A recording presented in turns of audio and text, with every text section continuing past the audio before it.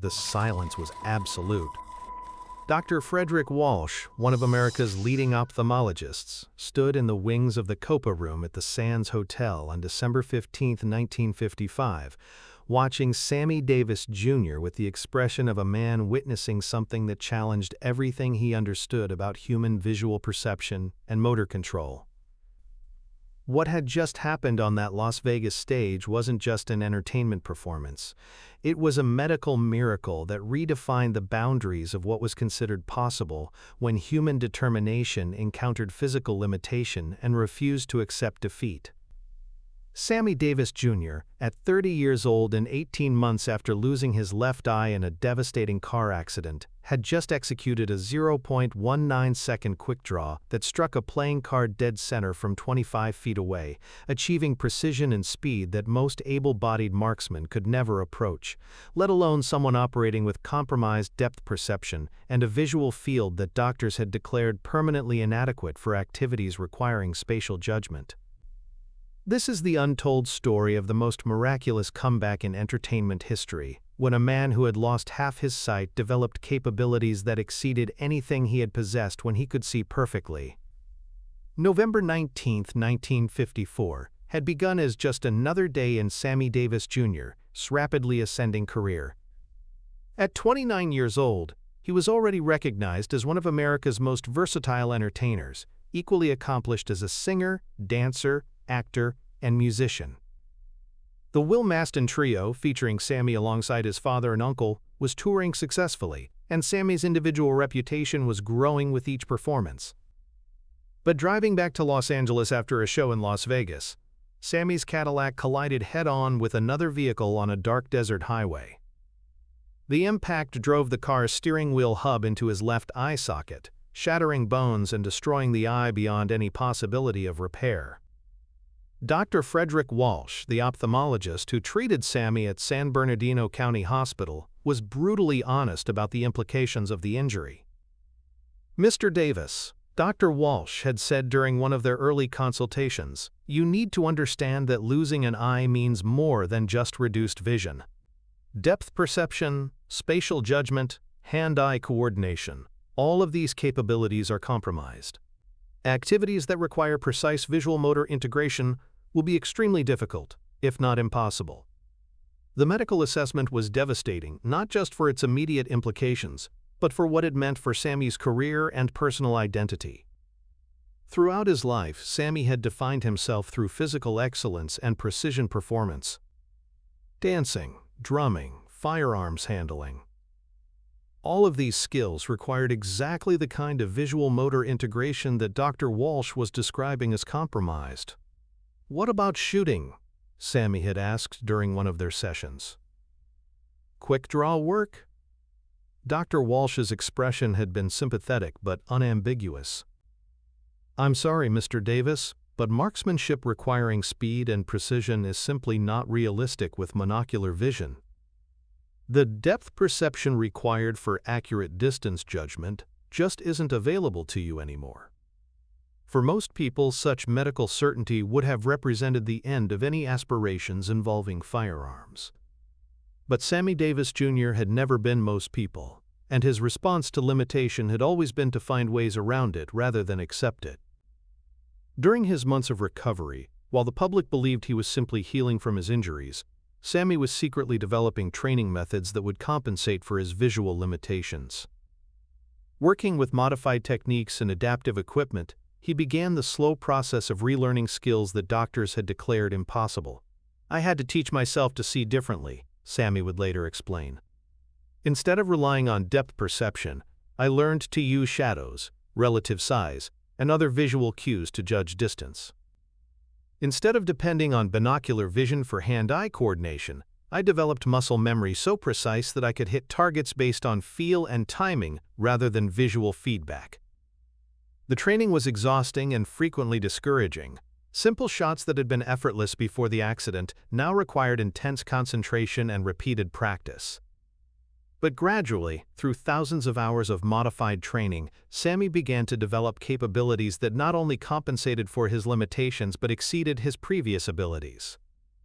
The accident forced me to understand marksmanship in completely different ways, Sammy explained. When you can't rely on natural visual advantages, you have to develop a more fundamental understanding of the mechanics involved. In some ways, losing my eye made me a better marksman because it forced me to master techniques that I had never needed before. By late 1955, Sammy had not only returned to performing, but had secretly achieved quick-draw speeds that surpassed anything he had accomplished before his accident. But he had kept these capabilities private, uncertain about how audiences would react to seeing a one-eyed performer attempting activities that seemed to require perfect vision. The decision to reveal his restored abilities came during his return engagement at the Copa Room in December 1955. The show was being billed as Sammy's triumphant comeback, and the audience included many entertainment industry professionals who were curious to see how the accident had affected his performance capabilities. Dr. Walsh was in attendance, having been invited by Sammy to witness what he described as a demonstration of adaptive techniques. The doctor assumed he would be observing some modified approaches to performance that worked within the limitations imposed by monocular vision. "Ladies and gentlemen," Sammy announced during the middle of his set, "before my accident, I used to do some quick-draw demonstrations. The doctors told me that kind of precision work would be impossible with one eye. Tonight I'd like to show you that sometimes impossible just means you haven't figured out how to do it yet." The audience fell silent as assistants wheeled out a shooting setup, complete with targets and timing equipment. Dr. Walsh leaned forward in his seat, concerned about what Sammy might be attempting and worried about the potential for public embarrassment or even danger. 25 feet, Sammy announced, indicating the distance to the target. "Standard playing card, standard timing. Same demonstration I used to do before the accident, except now I get to do it with improved technique." The confidence in his voice was unmistakable, but Dr. Walsh couldn't understand how improved technique could compensate for the fundamental visual limitations that made precision marksmanship impossible. What happened next redefined Dr. Walsh's understanding of human adaptability and the relationship between physical limitation and achievable capability. Sammy's draw was faster than anything Dr. Walsh had ever witnessed, 0.19 seconds from command to impact, with the bullet striking the exact center of the playing card with surgical precision. The speed was extraordinary, but the accuracy was what truly shocked the medical expert.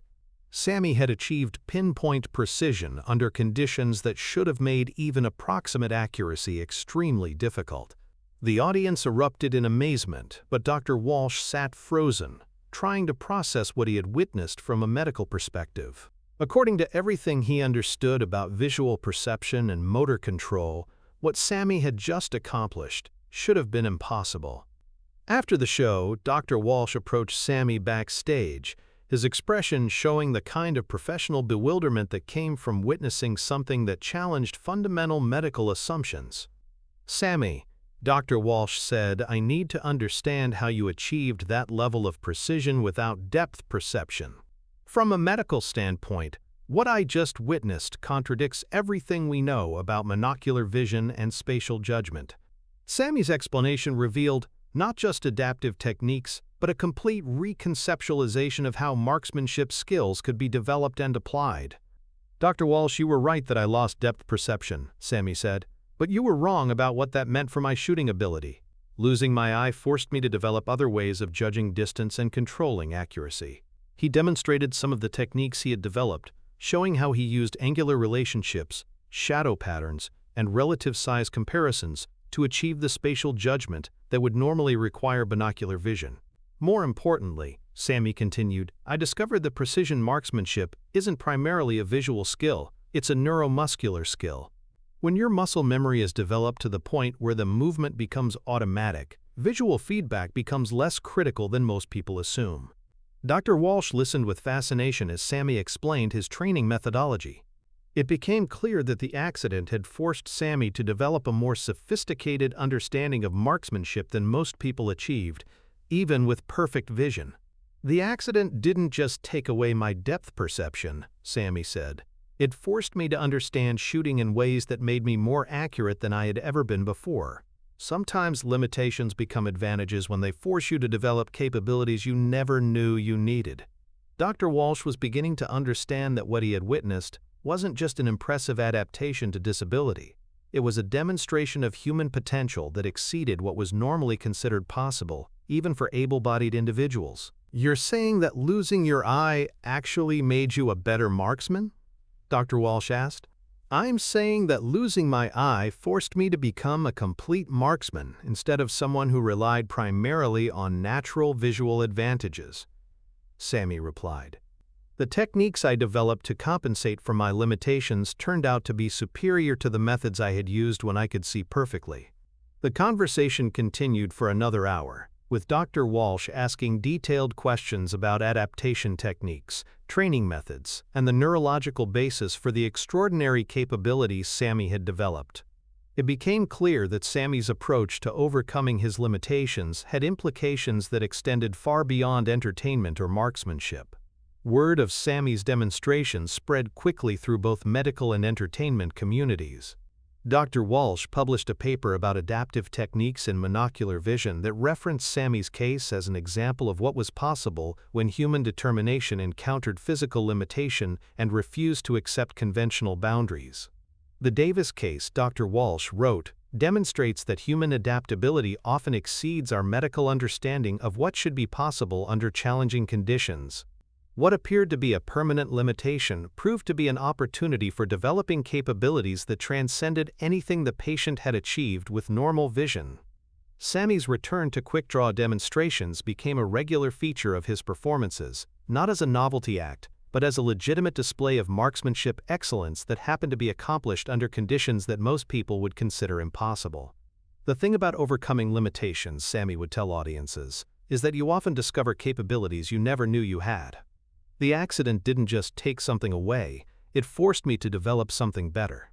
The medical community's interest in Sammy's case led to research into adaptive techniques for other individuals with visual impairments.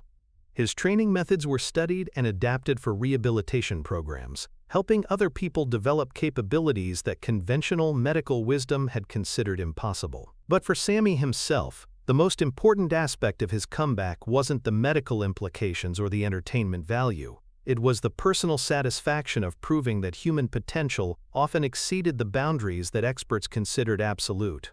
"Doctors told me I'd never shoot again," Sammy would say during his performances, "but they were wrong about what never means. Never just means you haven't figured out how to do it yet." Years later, when Dr. Walsh was asked about the most impressive demonstration of human adaptability he had ever witnessed, he would always give the same answer: Sammy Davis Jr., 0.19 seconds, one eye, 25 feet.